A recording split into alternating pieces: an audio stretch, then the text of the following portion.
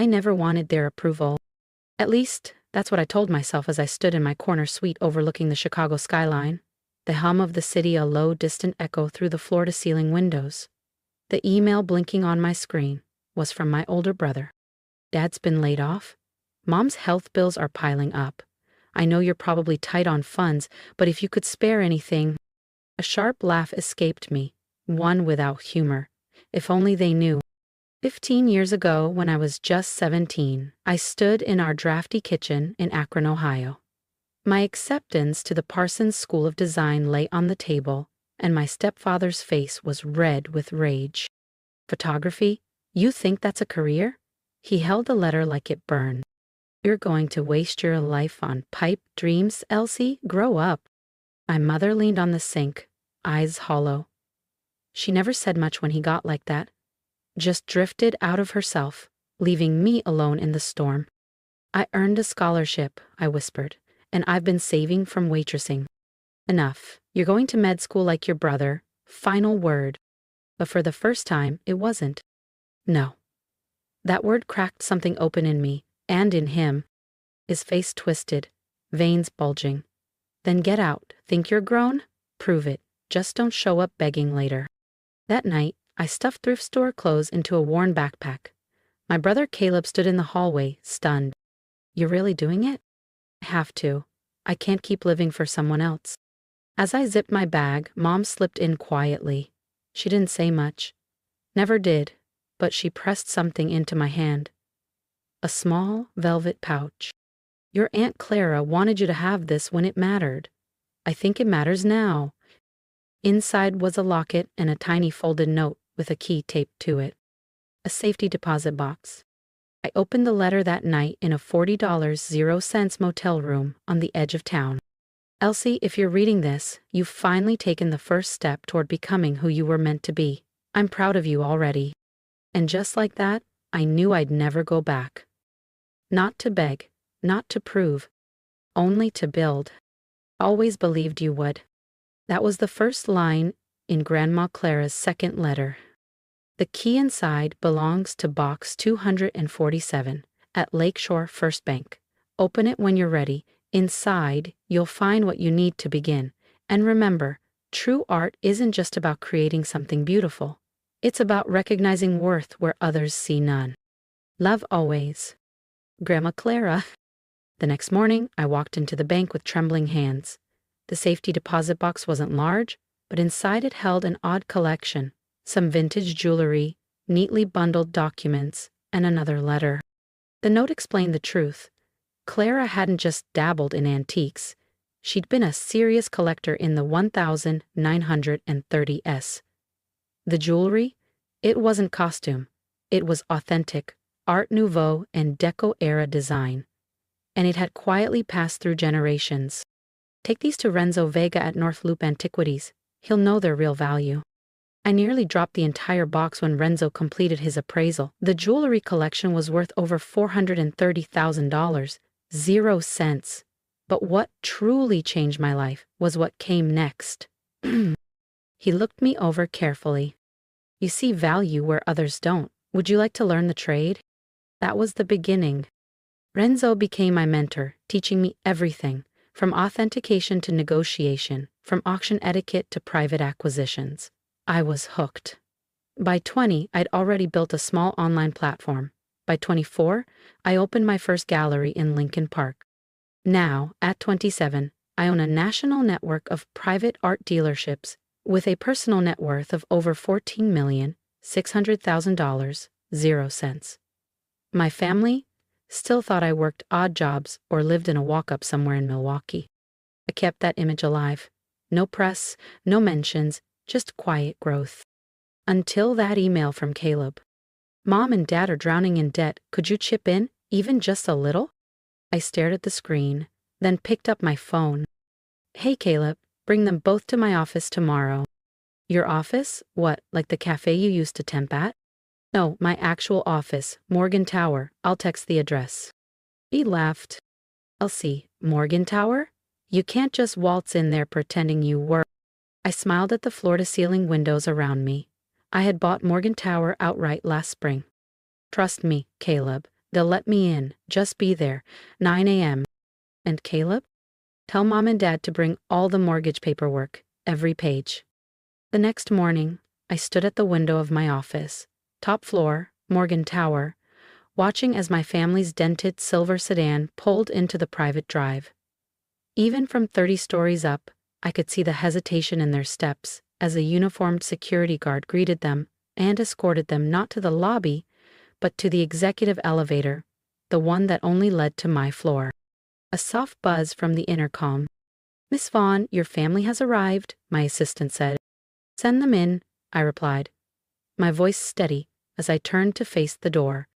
The moment they stepped inside, I saw it. Dad froze in the middle of the room. Mom clutched the doorframe, eyes wide. Caleb just stood there, blinking, like the entire scene might vanish if he stared hard enough. They were expecting a coffee counter. A rented cubicle, not a gallery office hybrid, lined with multi-million-dollar originals and glass cases displaying 20th century art pieces. Not a custom Art Deco desk once owned by a Roosevelt heiress. Not this view of Chicago sprawled beneath me like a crown I'd quietly earned. "Elsie," Mom whispered, "what is this?" I smiled softly. "This is my office. Welcome to Vaughn Fine Art and Acquisition." My father's complexion had already begun the familiar shift, from disbelief to denial to fury. "No," he said, pointing. "You're a barista. You live in a shoebox. You post pictures of ramen noodles and laundry baskets." I stepped toward the wall and gently tapped a frame. A painting I bought for $500, 0 cents. Now appraised at $2,300,000, 0 cents. Actually, I'm the CEO and founder of the largest private art brokerage firm in the U.S. Those posts, they were fiction. Strategic, curated fiction. Caleb's mouth opened, but words didn't come. "The Morgan Tower," he managed, "is mine," I finished. Technically, it was held under my firm's name, but since I owned the firm, that's when Dad snapped. "You kept this from us? We're your family." "Secretly what?" I cut him off. "Succeeding. Building something real. Proving you wrong." I returned to my desk, sat down, and glanced at the papers they still clutched. "Now, let's talk about your mortgage." The room was dead silent. Dad's fury turned silent. Mom ran her fingers along the edge of my desk, her eyes searching for proof this wasn't just a dream. And if you think that conversation was intense, just wait until you see what I told them next. Make sure to subscribe so you don't miss the next chapter of how I turned silence into power. Caleb just stood there, mouth slightly agape, staring at the original Legere mounted beside the espresso bar. I opened my laptop, pulled up my business dashboard, and slowly turned the screen toward them. Since we're being honest now, here's my current balance. $14,236,542, cents. My mother gasped audibly. My father's fingers trembled where they gripped the armrest. Caleb dropped his leather portfolio, the same one he flaunted at Thanksgiving as his promotion gift. "This is why you're here," I said evenly, sliding a folder across the desk. "You're 3 months behind on the mortgage. Foreclosure's in process." "How do you know that?" Caleb stammered. I didn't blink. "I hold a controlling stake in Wells Rowe, your mortgage lender. I know everything." I looked at my father. "Your bad stock trades, Mom's medical debts, and Caleb, your condo project in Lakeview, underwater, again." Finally, Dad's voice returned. "You knew we were struggling and said nothing? We're your family, Elsie." I stood up slowly, planting both hands on my Art Deco desk. "You remember the night you threw me out? Don't come crawling back when you fail. Those were your words." "We were trying to protect you," he insisted, eyes narrowing. "No," I said, calm but firm. "You were trying to control me. That's not the same thing." I walked to the window, the skyline glittering like the empire I had quietly built. 10 years, no help, no belief. Just me, my instincts, and the key Grandma Clara gave me. Mom's eyes snapped up. "Clara? What? What did she give you? Faith, I said, turning back to face them. She saw what none of you did. That I could do this. That I'd build something lasting. I scanned their stunned faces. Every holiday you mocked me. Still with the art stuff, Elsie? Come work in Caleb's mailroom, Elsie. Caleb had the sense to look away.